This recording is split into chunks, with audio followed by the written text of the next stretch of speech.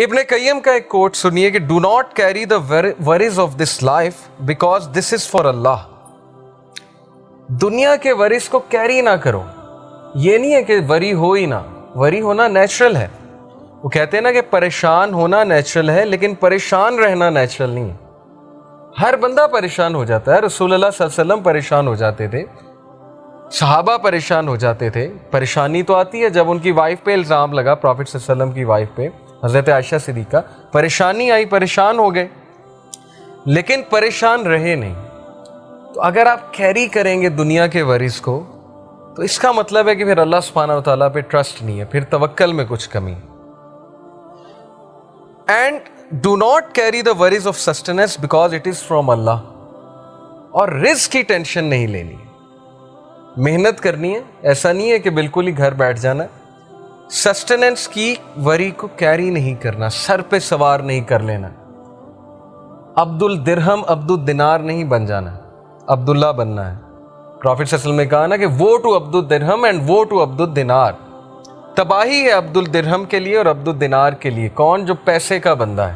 عبد الدرہم پیسے کا غلام ہے, پیسے کا پجاری ہے, اس کے لیے تباہی ہے. سو پیسے کا غلام نہیں بننا. رزق کی آپ نے ٹینشن نہیں لینی. اللہ تعالیٰ رازق ہے. اللہ تعالیٰ چڑیوں کو رزق دیتا ہے, اللہ تعالیٰ پرندوں کو رزق دیتا ہے, اللہ تعالیٰ بغیر مانگے رزق دیتا ہے. نان مسلمز اللہ سے تو نہیں مانگ رہے, اللہ دے رہا ہے. اللہ نے تو بل گیٹس کا بھی رزق لکھا ہوا ہے, اللہ نے تمام لوگ کا رزق لکھا ہوا ہے, تو رزق آ کر رہے گا. اسی لیے توکل اللہ سبحانہ و تعالیٰ پر رکھیے. اور پھر کہا and do not carry anxiety for the future because it is in the hands of Allah. اور فیوچر کے بارے میں زیادہ مت سوچئے کہ کیا ہو جائے گا, ایسے نہ ہو جائے, ویسے نہ ہو جائے, میرا کیا بنے گا, میرا فیوچر کیا ہے, میرا کیریئر کیا ہے. کیریئر اللہ بناتا ہے, اسکوپ اللہ بناتا ہے. یوسف علیہ السلام جب کنویں میں تھے, اگر وہ یہ سوچنے لگ جاتے میرا کیا بنے گا, تو انہوں نے بادشاہ بننا تھا ایجپٹ کا. یوسف علیہ السلام کنویں میں جب تھے, انہیں تو نہیں پتا تھا میں نے بادشاہ بن جانا ہے ایجپٹ کا. Okay, so you never know حالات کیسے چینج ہوتے ہیں. توکل اللہ پہ کرنا ہے, کام ڈاؤن رہنا ہے, کمپوزڈ رہنا ہے بڑا مشکل کام. اسی لیے تو اس کا ثواب ہے, اسی لیے تو اللہ کو ایسے لوگوں سے محبت ہے, کیونکہ مشکل کام ہے, ہر بندہ نہیں کرتا.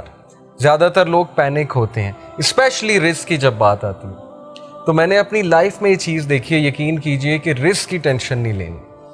اگلی چیز ریڈی ہوگی آپ کے لیے اگر آپ اللہ تعالیٰ سے تعلق رکھیں گے.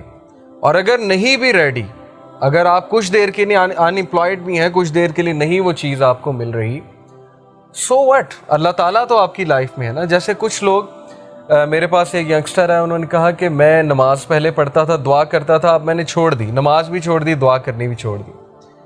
تو میں نے جب وجہ پوچھی, کہتے کہ میں اتنے عرصے سے ان امپلائڈ ہوں. میں ایک بابا جی کے پاس گیا, انہوں نے وظیفہ بتایا, وظیفہ بھی میں نے کیا, پتہ نہیں لاکھ بار میں نے اللہ کا یہ نام بھی پڑھا, دعا بھی کی, نمازیں بھی پڑھتا ہوں, جاب ہی نہیں لگی. تو میں نے کہا کہ پھر وہ جو غریب آدمی ہے جس کے پاس نہ گھر ہے, جھونپڑی میں رہتا ہے, اس کو تو ویسے ہی ایتھیسٹ ہو جانا چاہیے.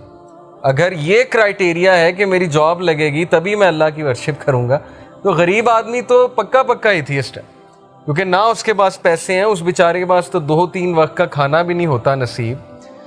تو دیکھیے یہ چیز کو کرائٹیریا نہ بنائے. اللہ is not genie in the lamp, نعوذ باللہ.